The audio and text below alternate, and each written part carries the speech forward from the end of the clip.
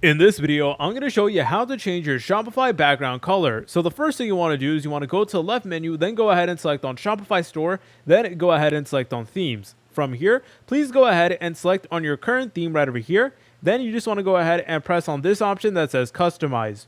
Once you're over here, it is going to give you something that looks like this, and all you want to do is you want to go to the left menu, then go ahead and select on this settings gear over here, and it is going to be called theme settings. Once you're over here, go ahead and select on the option that says colors, and then from here you guys have the option to actually change the color scheme that you do want. So over here we do have the background color right over here, so you guys can go ahead and change it to your liking. For example, we can make it like green if we wanted to. So there really is a lot of great options over here. You can make it any shade of color that you do want, so I can definitely appreciate that, and it's honestly that simple to apply. And once you made your necessary changes, all you need to do is you need to press on this option that says save, and also you guys can go ahead and change the color of the text, buttons, etc., all that good stuff. But once you're 100% satisfied, all you need to do is you need to press on save, and then there you go. And there you go, the store background is now different. If you guys found this video helpful, make sure to leave a like and subscribe. I'll see you in the next tutorial.